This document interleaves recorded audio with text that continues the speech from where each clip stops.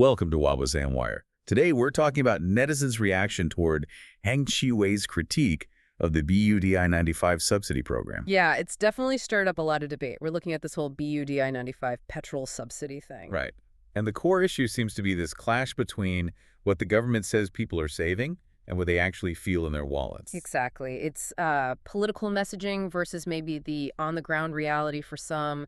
The big conflict is over these numbers, the huge savings promised versus, well, a much smaller benefit, potentially. And the stark for all this recent online fire seems to be Jharkhand National Treasurer Hng Chee Wey. He came out swinging, didn't he? He did. He basically called the BUDI95 program a disguised price hike. That's pretty strong language. A price hike, even though the pump price for eligible people is technically lower now. That's bold. It definitely got people talking. It really puts the spotlight on how these savings are calculated. Let's start with the government's big number, the one that made all the headlines. The RM200 per month figure. That's the one. The Deputy Finance Minister announced people could save up to RM200 a month with BUDI95.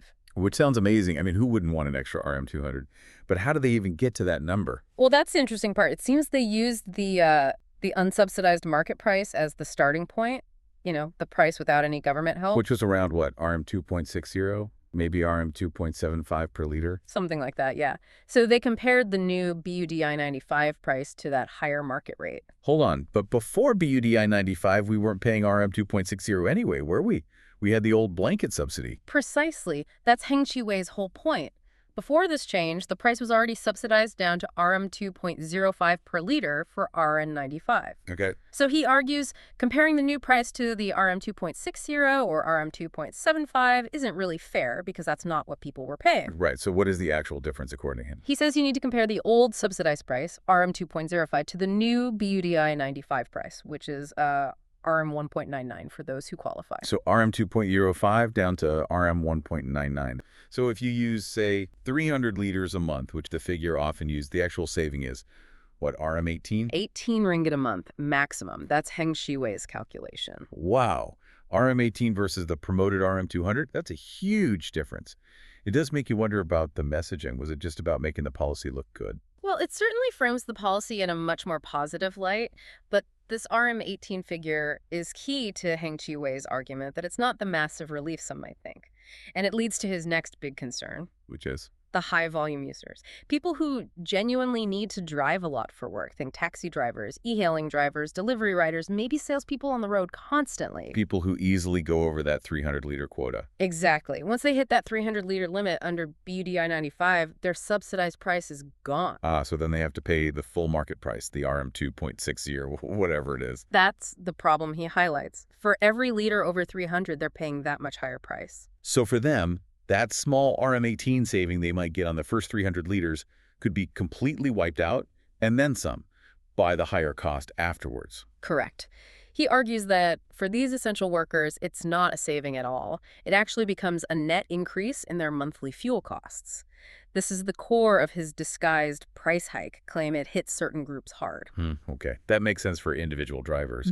But didn't he also talk about, wider economic impacts? He did. He raised a pretty serious warning flag about the economy overall. What was the concern there? His worry is that if you significantly increase fuel costs for the people and businesses involved in transport and logistics, the lorries, the delivery vans, everyone moving goods around, Right. then those increased costs have to go somewhere. Businesses aren't just going to absorb it. So prices for everything else start to go up because transport costs more. That's the fear. He called it a potential chain reaction price inflation. Basically, the cost of moving goods increases, so the price of those goods on the shelves increases too. Which would affect everyone, not just the high-volume drivers.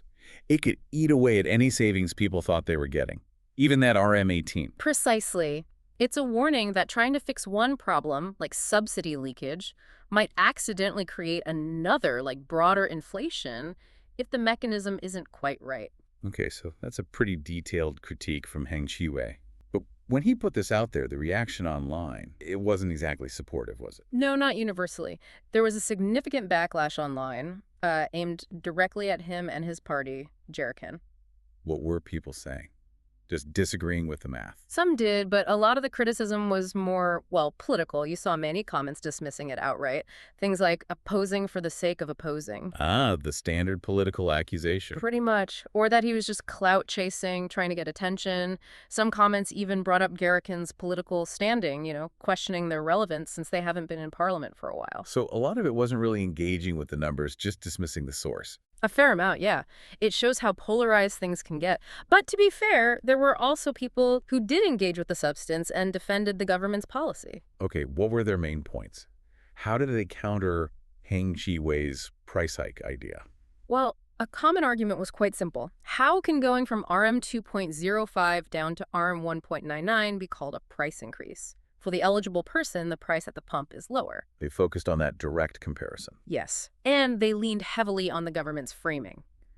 This is a targeted subsidy. The whole point is to change the system. So the argument is, the old RM 2.05 wasn't the real price anyway, it was just a blanket subsidy. Kind of. Some drew parallels, saying it's like when electricity tariffs change, maybe the rate doesn't go up for everyone, but the way it's calculated changes. Targeting becomes more specific. They see BUDI95 similarly. So the government isn't subsidizing everyone at RM 2.05 anymore. And they're saying the market price is RM 2.6 a year, but for these specific people, we'll give aids to bring it down to RM 1.99 up to a limit. That's the essence of the defense. It's about shifting who gets the benefit. And the core of that defense is that most people will benefit.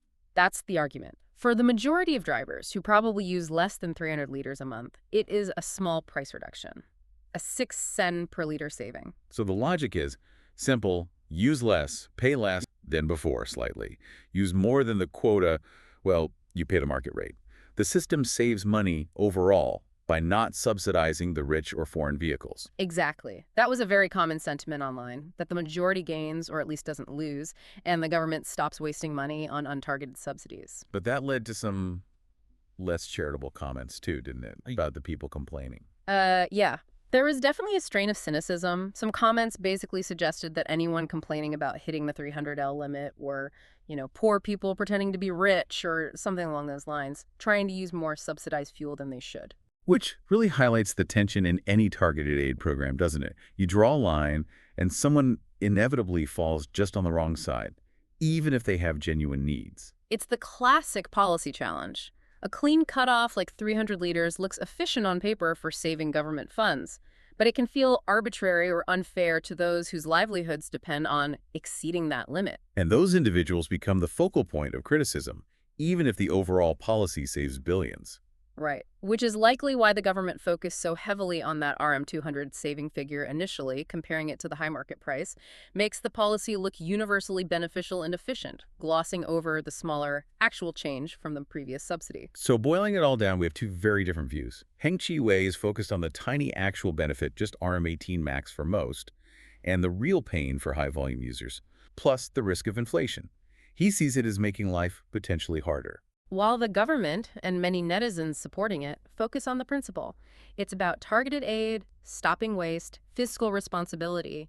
They see it as a necessary, even overdue reform to ensure help goes where it's most needed. And some netizens took it further, right? Suggesting Garrican members should just use RO 97 or boycott the cheaper fuel. Yeah, there were those kinds of comments too, sort of telling critics to put their money where their mouth is, which, ramps up the political heat but doesn't really address the core economic arguments. So it leaves a big question for you, the listener. Is that 6 cent difference, that RM 18 monthly saving for the average person, worth the complexity? Is it worth the potential hit to logistics costs that could drive up other prices and the definite extra burden on essential workers who drive a lot? Where do you draw the line?